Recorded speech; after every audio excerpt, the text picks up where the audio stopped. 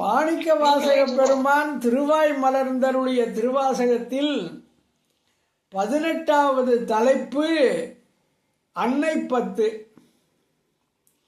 சிவபெருமான் மாணிக்க வாசகருக்காக குதிரை சேவகனாக மதுரைக்கு வந்தார். நல்ல பெரிய குதிரை, அதில் உட்கார்ந்து வர்றார். அவ்வளவு அழகா இருக்காரு. வெள்ளை கலிங்கத்தர், பள்ளி குப்பாயத்தர் அப்படின்னு போன வாரம் பார்த்தோம். கணுக்கால் வரைக்கும் தொங்குகிற வெள்ளை சட்டை போட்டிருந்தார், அரபு நாட்டுக்காரங்களாட்டம். அவரை ஒரு பொண்ணு பார்த்துட்டு ஆசைப்பட்டுட்டா. அவரை பற்றி தன்னுடைய தோழிக்கு சொல்லுகிறாள். இப்படி இருந்தாரு, அப்படி இருந்தாரு, அவருக்கு நீண்ட கரத்தர், நெறிதரு குஞ்சியர், அப்படியெல்லாம் அவரை பற்றி புகழ்ந்து தன்னுடைய தோழிகிட்ட சொல்றா. இந்த தோழி வளர்ப்பு தாய், செவிலி தாயிட்ட போய் இந்த பாரு இப்படியெல்லாம் இந்த பொண்ணு சொல்றா அப்படின்னு அந்த தோழி பாடுற பாட்டு தான் இது. அன்னே என்னும் அப்படின்னா தாயே என்று சொல்லுகிறாள் அப்படின்னு அந்த தலைவியை பற்றி சொல்லுகிற பாட்டு. இன்னைக்கு பாடல் எண் 6.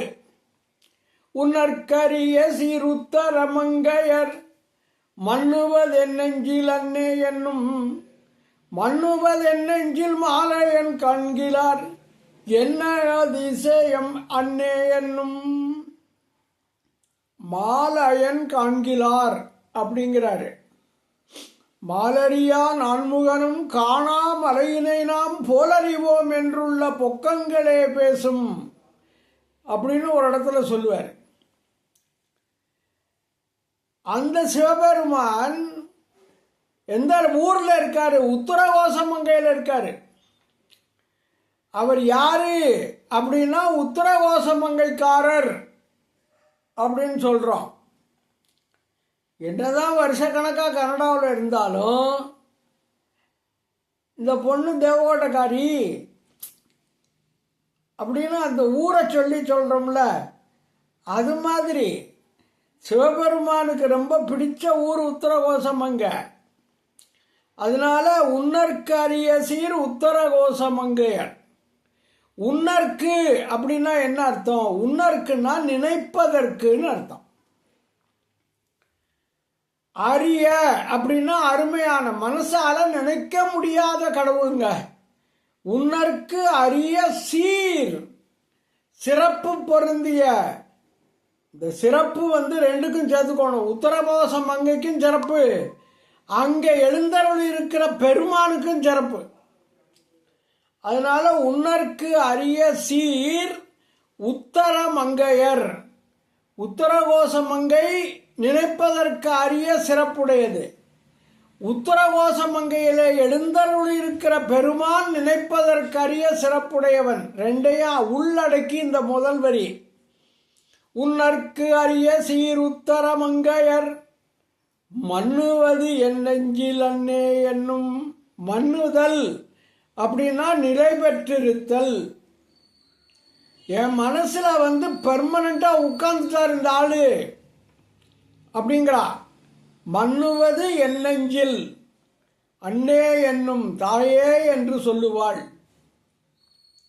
மன்னுவது என் நெஞ்சில் மாலையன் காண்கிறார். இந்த பாரு, அவர் என் மனசுல உட்கார்ந்துருக்காரு, என்னால் பார்க்க முடியுது. ஆனால் திருமாலாலையும் பிரம்மனாலையும் பார்க்க முடியலை. மன்னுவது என் நெஞ்சில், அவர் உட்கார்ந்துருக்கிறது என் மனத்துல, மாலையன் காண்கிறார். அதனால என் மனசுல ஒளிஞ்சுக்கிட்டதுனால தான் அவங்க ரெண்டு பேரும் பார்க்கலைன்னு கூட ஒரு அர்த்தம். மன்னுவது என் நெஞ்சில் மாலையன் காண்கிறார். என்ன அதிசயம், என்ன அதிசயம் அன்னே என்னும். திருமாலும் பிரம்மனும் காண முடியாத அந்த பெருமான் என் மனசுல உட்கார்ந்துட்டாரே, இது என்ன அதிசயம் பாரு என்று ஒரு அதிசய பத்துன்னு ஒன்று தனியாக ஒரு 10 பாட்டு பாடியிருக்காரு. அப்புறம் வருவோம். உன்னற்கரிய சீர் உத்தரமங்கையர் மன்னுவதென் நெஞ்சில் அன்னே என்னும் மன்னுவது என்னெஞ்சில் மாலையன் காண்கிறார் என்ன அதிசயம் மன்னே என்னும். இது எவ்வளவு பெரிய அதிசயம் தாயே, இதை பாரு, அவர் என் மனசுல வந்து உட்கார்ந்திருக்காரே என்று சொல்லுகிற பாடல் பாடல் எண் 6. இப்ப பாடல் எண் 7. வெள்ளை கலிங்கத்தர் வெண்திரு முண்டத்தர் பள்ளி குப்பாயத்தர் அன்னே என்னும். பள்ளி குப்பாயத்தர் பாய்பறி மேற்கொண்டன் உள்ளங்க வருவரால் அன்னே என்னும். வெள்ளை கலிங்கம் அப்படின்னா என்ன? வெள்ளை நிற ஆடை அப்படின்னு பேரு.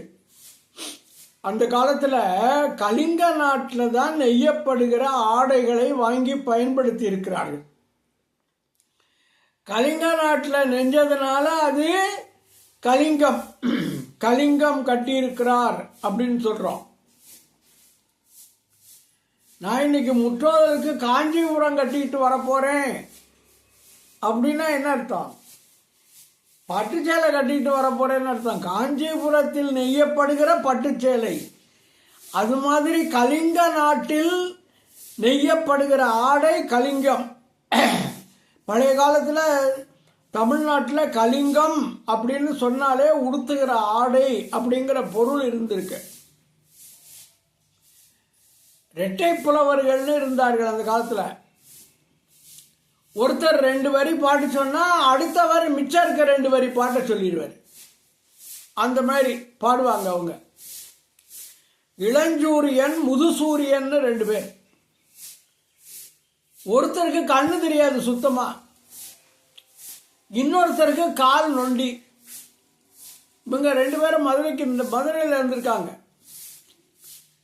அந்த பொத்தாமர குளத்து படியில மேல இந்த நொண்டி உட்கார்ந்துருக்காரு. இந்த குருடா இருக்கிறவர் கீழே இறங்கி போய் குளிக்கிறாரு. குளிக்கிற போது அவருடைய வேஷ்டி விலகி போயிடுச்சு. அப்படி கையை வச்சு துளாவி துளாவி பார்க்கிறாரு. அப்ப இந்த மேல உட்கார்ந்து இருக்கிற நொண்டி ஒரு பாட்டு சொன்னாராம். இங்க பாரியா, பழைய ரொம்ப நாளா நம்ம இந்த வேஷ்டியை கட்டிக்கிறோம், அதை ஆத்தங்கரையில் இருக்கிற கல்லுலையோ குளத்தங்கரையில் இருக்கிற படியிலையோ போட்டு தொப்பு தொப்பு தொப்புன்னு துவைக்கிறோம். துவைக்கிறதுக்கு தப்புதல் அப்படின்னு பேரு. தப்பி துவை அப்படிம்பாங்க, அடிச்சு துவைக்கிறது. அப்படி பண்ணா அது போகாதா, அது தப்பி போகத்தானே செய்யும்னு மேல இருக்கவர் பாடுறாரு. இந்த குருடை என்ன சொல்றாரு, அது தப்புனா தப்பிட்டு போதியா, அக்கலிங்கம் போனால் என்ன, எனக்கு சொக்கலிங்கம் இருக்காருன்னு பாடினாரா. கீழே இருக்கார் சொக்கலிங்கம் சிவபெருமான், மதுரையில் இருக்கிற சிவபெருமான். அப்பிலே தோய்த்திட்டு அடுத்தடுத்து நாமதனை தப்பினால் நம்மை அது தப்பாதோ. மேல இருக்கவர் கேட்ட கேள்வி. அப்புன்னா தண்ணி. அப்பிலே தோய்த்திட்டு அடுத்தடுத்து நாமதனை தப்பினால் நம்மை அது தப்பாதோ. உடனே இவர் சொல்றாரு, செப்பாதீர், இக்கலிங்கம் போனால் என், இக்கலிங்கம் போனால் என், ஏகலிங்கமாம் மதுரை சொக்கலிங்கம் உண்டே துணை அப்படின்னு அவர் பதிலுக்கு சொன்னார். அந்த கலிங்கம்ங்கிற சொல் ஆடையை குறிக்கும்ங்கிறதுக்காக இந்த கதையை சொன்னேன், வேற ஒன்றும் இல்லை. இன்னொன்று, நம்ம நிறைய பேரை பார்க்குறோம், திடீர்னு அவங்களுக்கு வந்து இந்த உலக பற்றுக்கள்ல விருப்பம் இல்லாமல் போயிடும். உடனே காவியை கட்ட ஆரம்பிச்சிடுவாங்க. காவி வேஷ்டிய. காவி வேஷ்டி கட்டினா என்ன அர்த்தம்? இந்த உலக பற்றுக்களை நான் விடப்போகிறேன், அதற்கு முயற்சி செய்ய போகிறேன் அர்த்தம். அதே இது வெள்ளை கட்டிட்டா, வள்ளலார் வெள்ளை தான் கட்டிருந்தாரு. அப்ப என்ன அர்த்தம்? நான் இந்த உலக பற்றுக்களை உதறுவதிலிருந்து வெற்றி கண்டு விட்டேன்னு அர்த்தம். யார் ஒருவர் உலகப் பற்றுக்களை துறந்து வெற்றி பெறுகிறாரோ அவர் வெள்ளை ஆடை அணிவதற்கு உரிமை உடையவர். அதனால வெள்ளை கலிங்கத்தர். அவர் இந்த வெள்ளையை கட்டுற அளவுக்கு நீ உன்னுடைய மனசை தேர்த்திக்கூடான்னு நமக்கு சொல்றார், வேற ஒன்றும் இல்லை. வெண் திரு முண்டத்தர். முண்டம்னா என்னன்னா நெற்றி. முண்டம்னா நெற்றின்னு அர்த்தம். வெண் அப்படின்னா வெண்மையான, வெள்ளையா இருக்கக்கூடிய. திருநீர் அணிந்த அப்படின்னு அர்த்தம். வெண் திரு முண்டத்தர்னா வெண்மையான திருநீர் அணிந்த நெற்றியை உடையவர். அதுக்கப்புறம் பள்ளி குப்பாயத்தர். பள்ளி குப்பாயம்னா என்ன? இந்த அரபு நாட்டில் முஸ்லீம்கள்லாம் போட்டிருப்பாங்க, கழுத்திலிருந்து கணுக்கால் வரைக்கும் தொங்குற வெள்ளை சட்டை, அதுக்கு பேர் தான் குப்பாயம்னு பேர். பள்ளி குப்பாயம். கும்மாயம்னு ஒன்று உண்டு, கேள்விப்பட்டிருக்கீங்களா? பாசிப்பருப்பு, உளுந்தம்பருப்பு கொஞ்சம் போல் பச்சரிசி போட்டு அரைச்சி அடுப்பில் அதை கரைச்சி கிண்டி கொஞ்சம் போல் நெய் ஊற்றி சாப்பிட்டா அவ்வளவு சுவையாக இருக்கும். கும்மாயம். அது கும்மாயம், இது குப்பாயம். குப்பாயம்னா சட்டை. பள்ளி குப்பாயத்தர் அன்னே என்னும்.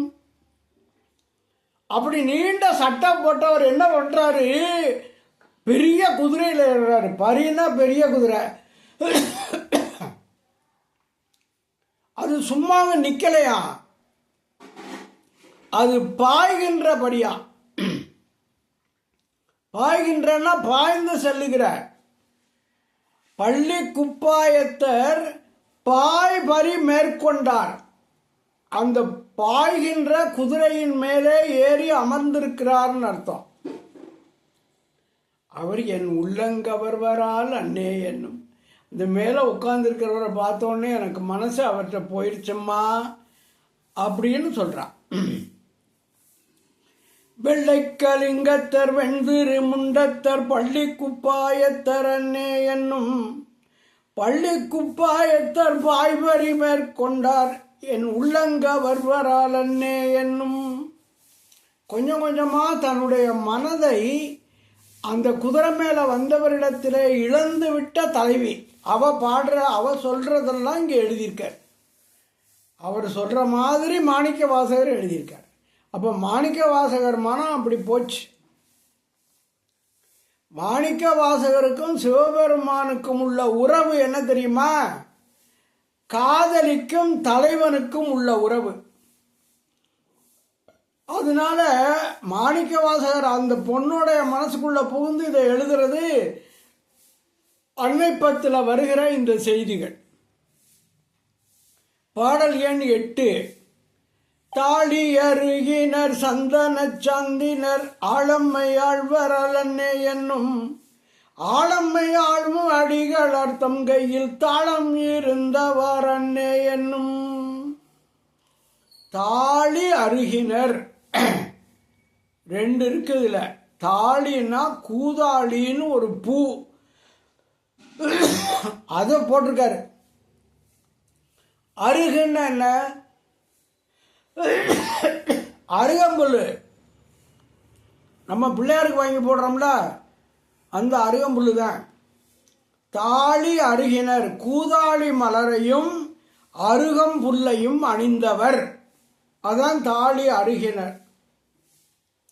அப்புறம் சந்தன சந்தினர். சந்தன சாந்த பூசிருக்காரு. சந்தனம்னா அந்த சந்தன கட்டை, சாந்துன்னா குழம்பு. எங்க தாத்தா சாமி கும்பிடணும்னா அந்த வெளியில சந்தனம் வாங்க மாட்டார். அவர் சொல்லுவார், எல்லாம் மரத்து உள்ள கொஞ்சம் போல சந்தன எசன்ஸை ஊற்றி நமக்கு விற்று ஏமாத்துறாங்கடா, அதெல்லாம் வாங்கக்கூடாது. அப்போ என்ன பண்ணுறதுன்னு கேட்டால், இவர் ஒரிஜினல் சந்தன கட்டையை வாங்கியாந்து வீட்டில் ஒரு கல் வச்சிருப்பாரு.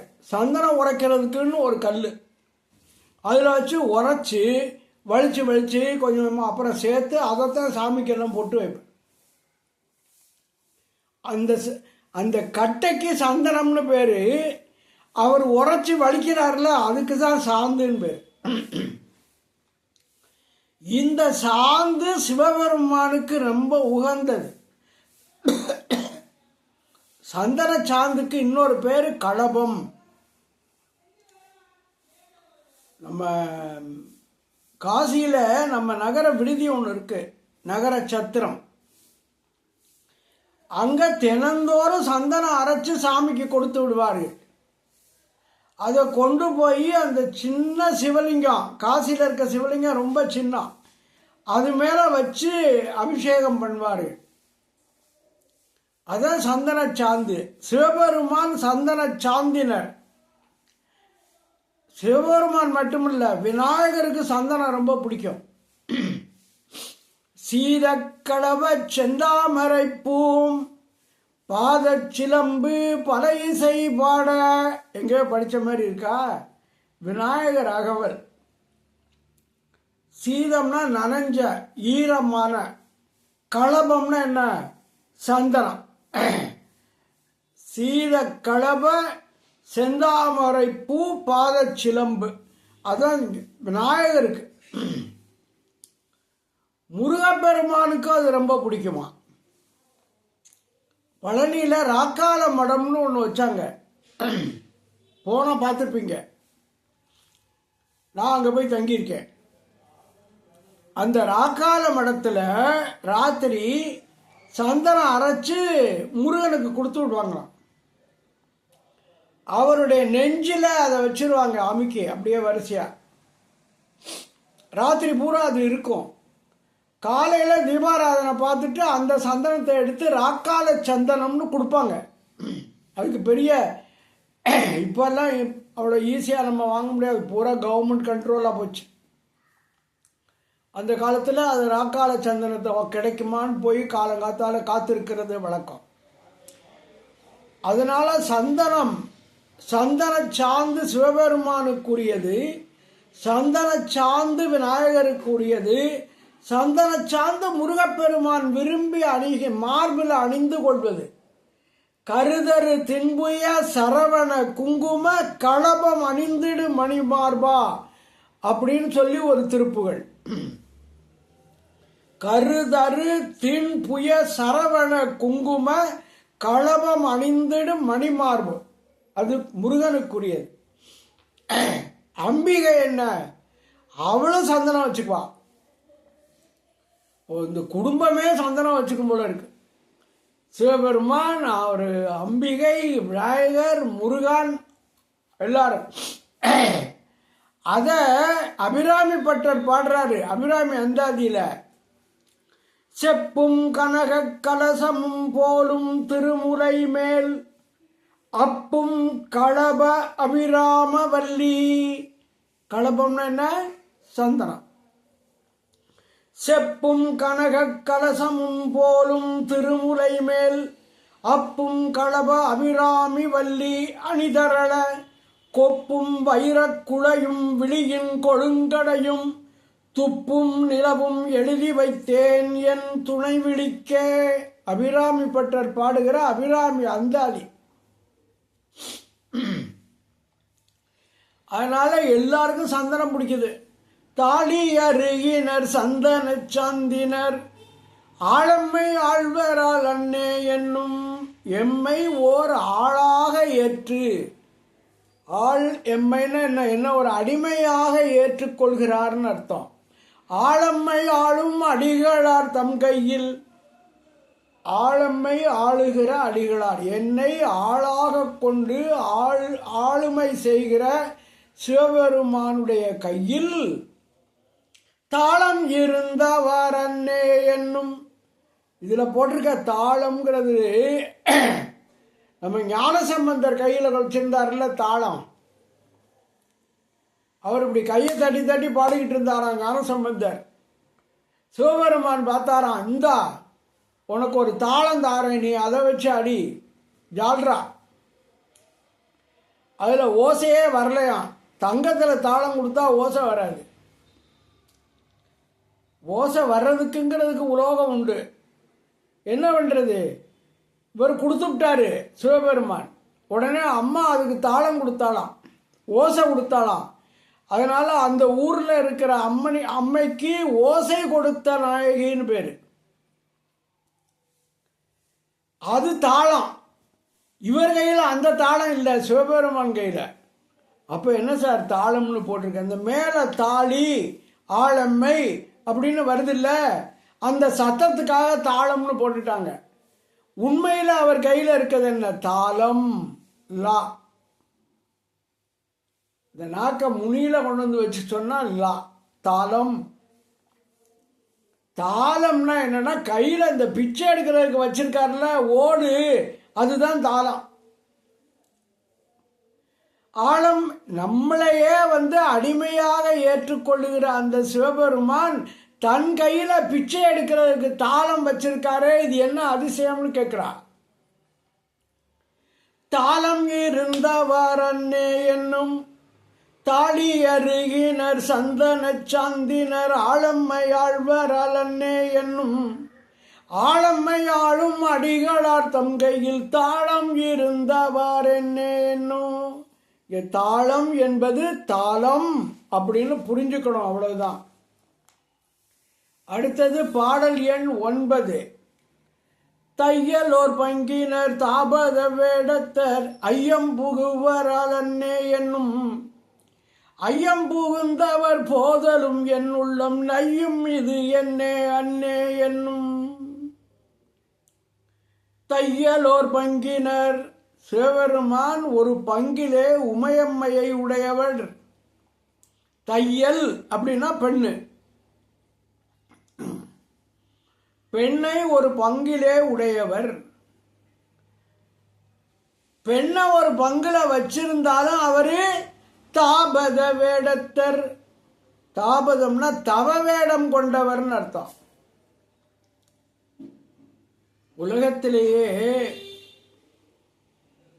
ஒரு திருக்குறள் சொல்லுகிற நெறி என்ன தெரியுமா? முதல்ல கணவனும் மனைவியுமாக வாழ்க்கையை வாழணும், குழந்தை பெறணும், விருந்தோம்பல் செய்யணும். 4 பேரை வீட்டுக்கு வர சொல்லி சாப்பாடு போட்டு, தெரியாதவங்களை கூட வந்துட்டானா வாங்க எங்கள் வீட்டில் சாப்பிடுங்க, நாங்கள் இருக்கிறத தாரோம் என்று சாப்பிட வைக்கணும். அப்படியெல்லாம் வாழ்க்கை வாழ்ந்த பிறகு ஒரு எல்லைக்கு மேலே இந்த உலகப் பற்றுக்களை துறந்து துறவரத்துக்கு போகணும். அப்போ முதல்ல இல்வாழ்க்கை, அப்புறம் துறவர வாழ்க்கைங்கிறது தான் தமிழர்கள் பெரிதாக கருதிய வாழ்க்கை முறை. அதனால இவர் முதல்ல தையலோர் பங்கினர், அதுக்கப்புறம் தாவத வேடத்தர், தவ வேடம் கொண்டவர். ஐயம்புகுவரால் அன்னே என்னும். ஐயம்புகுதல்னா பிச்சை எடுக்கிறது. கையில் ஓட்டை தூக்கி கொண்டு போய் வீடு வீடா பிச்சை எடுக்கிறாரு. ஐயம்புகுவரால் அன்னே என்னும். ஐயம்புகுந்தவர், அப்படி பிச்சை எடுத்தவர் இப்ப குதிரை மேல போயிட்டாரு. ஐயம் புகுந்தவர் போதலும் என் உள்ளம். போதலும்னா அவர் போன உடனே என் மனசு நையும் இது என்னே அன்னே என்னும். ஐயோ நம்ம பார்த்தவர் போயிட்டாரே, அது காதலிச்சாதான் தெரியும். காதலனை பார்க்கும்போது மகிழ்ச்சியும், அவன் நம்மை விட்டு வண்டி பஸ் ஏறி போகிற போது மனசு நையிறதும். அது மாதிரி ஐயம் புகுந்தவர் போதலும் என் உள்ளம் நையும் இது என்னே அன்னே என்னும். இந்த கையில் ஓடு வச்சிருக்கதை பார்த்து சோசோமி ஒரு பாட்டு பாடினாரு. கங்கை உன் சடகிலே மங்கை உன் உடலிலே. கங்கைன்னா என்ன? தலையில கங்கை இருக்கு, மங்கை உடல்ல இருக்கா உமாதேவி. அப்படி இருக்கிற போது காமனை ஏனரித்தாய். 2 பேர் இருந்தா காமம் இருக்கணும்ல. காமனை ஏனரித்தாய். காஞ்சி காமாட்சி நல்ல அறமெல்லாம் செய்ய கையில் ஏன் நீ ஓடெடுத்தாய். இந்த ஓடுங்கிறது இந்த ஐயம்புகு வரையல்னு வருது இல்லை, கையில் ஓட வச்சுக்கிட்டு. அதுக்காக தையல் ஒரு பங்கினர் தாபத வேடத்தர் ஐயம்புகுவர் அலன்னே என்னும். ஐயம் புகுந்தவர் போதலும் என் உள்ளம் நையும் இது என்னே அன்னே என்னும். பொண்ணு பார்க்கிற ஒருத்தரை, அதுக்கப்புறம் அவன் மேலே காதல் கொள்கிறான். அவளுடைய பேரை கேட்குறா, ஊரை கேட்குறா. கொஞ்ச நாளில் பைத்தியம் ஆயிடுறா. அவனே நினைச்சு அம்மா என்னன்னு சொன்னால் அம்மா கண்டுக்க மாட்டேங்கிறான். இந்த காதல் பண்ணுற பிள்ளைகளை பாருங்கள், பேசி பாருங்கள், நான் பார்த்துருக்கேன். நர்வஸாக ஒன்றுக்கும் ஒத்துக்காது. புரியாமல் பண்ணும். நம்ம தப்பான ஆளை காதலிக்கும், நமக்கு தெரியும். அதை எப்படியாவது விலக்கி விட்டுறோன்னு பேசுவோம். நம்மளை மதிக்கவே மதிக்காது. எல்லாரையும் புறந்தள்ளிடும், சொந்தக்காரங்களை எல்லாம். அப்படி ஒரு பைத்தியக்காரத்தனமாக தான் அந்த பொண்ணு இருக்கும். அது மாதிரி சிவபெருமானை கண்டு காதலித்து என் உள்ளம் இப்படி போய்விட்டதுன்னு ஒரு தலைவி பாடுற மாதிரி திருநாவுக்கரசு சாமி ஒரு அருமையான பாட்டு, அதை கேளுங்க. முன்னம் அவனுடைய நாமம் கேட்டாள், முதல்ல பேரை கேட்டாள். மூர்த்தி அவன் இருக்கும் வண்ணம் கேட்டாள், அவன் இருக்கிற நிலைமையை கேட்டாள். பின்னை அவனுடைய ஆரூர் கேட்டாள், அவன் ஊரை கேட்டாள். பெயர்த்தும் அவனுக்கே பிச்சி ஆனாள். இதெல்லாம் கேட்ட உடனே அவனுக்கு பைத்தியமா போயிட்டான். அன்னையையும் அத்தனையும் அன்றே நீத்தாள். அகன்றாள் அகலிடத்தார் ஆசாரத்தை. பக்கத்தில் இருக்கவங்க, எழுத்த வீட்டுக்காரங்க, சொந்தக்காரங்க எல்லாத்தையும் விட்டுருவா. அகன்றாள் அகலிடத்தார் ஆசாரத்தை. தன்னை மறந்தாள் தன் நாமங்கெட்டாள். தலைப்பட்டாள் நங்கை தலைவந்தாளே.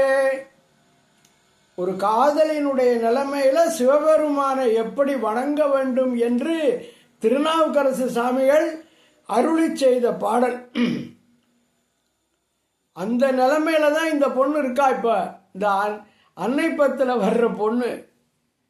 பாடல் எண் 10. கொன்றை மதியமும் கூவிடமத்தமும் துன்றிய சென்னியர் அன்னே என்னும். துன்றிய சென்னியின் மத்தமுன் மத்தமே இன்றெனக்கான வாரன்னே என்னும். கொன்றை மதியமும் கொன்றை மலரோடு பிறைச்சந்திரனையும். மதியம்ங்கிறது பிறைச்சந்திரன் தலையில் வச்சிருக்காருல. கூவிள மத்தமும், கூவிளம்னா வில்வம். அட, வில்வத்துக்கு கூவிளம்னு ஒரு பேர் இருக்கா? இனிமே அதை சொல்லுவோம். கூவிளம் மத்தமும் வில்வத்தோடு ஊமத்தம்பூவையும். துன்றிய சென்னியர், துன்றியன்னா பொருந்திய, தலையில் வச்சிருக்காரு, அது பொருந்தி இருக்கு. துன்றிய சென்னியர் பொருந்திய சடையினர் அன்னே என்னும் தாயே என்று சொல்லுவாள். துன்றிய சென்னியின் பொருந்திய சடையின் மத்தம், அந்த ஊமத்தம்பூ. எல்லாத்தையும் மறந்துட்டா இப்போ அவளுக்கு அந்த ஊமத்தம்பூ தெரியுது. இன்று எனக்கு உன்மத்தமானவாறு பெரும் பித்தை உண்டு பண்ணியது. உன்மத்தம்னா என்ன? பித்து பிடிக்கிறது, பைத்தியம் பிடிக்கிறது. பைத்தியம்னா என்ன? அது இடைவிடாத ஆசை, பெரும்பித்தை உண்ணுதல். உன்மத்தமானவாறு அன்னே என்னும். கொன்றை மதியமும் கூவிட மத்தமும் துன்றிய சென்னியர் அன்னே என்னும். துன்றிய சென்னியின் மத்தமுன் மத்தமே இன்றெனக்கான வாரன்னே என்னும். ராமன் மிதிலை நகருக்கு போற போது மேலிருந்து சீதாதேவி பார்த்தா. அவன் அப்படி லேசா சிரிச்சானா, பெருசா சிரிக்கல, லேசா ஒரு புன்முறுவல். போயிட்டான். அப்புறம் அவன் நினைக்கிறா, எனக்கு வேற எதுவும் ஒன்றும் பண்ணல, இந்த புன்முறுவல் இந்த பாடுபடுத்துதே அப்படின்னு அவ பாடுவா. அது மாதிரி இந்த பொண்ணுக்கு அவர் போயிட்டாரு, அவர் தலையில இருக்கிற ஊமத்தம்பூ பாடுபடுத்துதான். மத்தம் ஊமத்தம்பூ இன்றெனக்கு உன்மத்தமானவாறு பெரும் பித்தை உண்டு பண்ணியவாறு அன்னே என்னும் தாயே என்னும் என்று பாடுகிறாள். கொன்றை மதியமும் கூவில மத்தமும் துன்றிய சென்னியர் அன்னே என்னும் துன்றிய சென்னியின் மத்தமுன் மத்தமே இன்றெனக்கான வாரன்னே என்னும். இப்படி ஒரு அருமையான 10 பாடல்களை அன்னை 10 என்கிற இந்த பகுதியில் ஒரு தலைவி அடைகிற மனநிலையை, துன்பத்தை சொல்லுவது போல சிவபெருமானை கண்டு மாணிக்க வாசகர் என்கிற காதலி அடைந்த துன்பத்தை வெளிப்படுத்துகிறார். இதோடு அன்னை 10 நிறைவு செய்தோம். அடுத்த வாரம் குயிர் 10 பார்ப்போம்.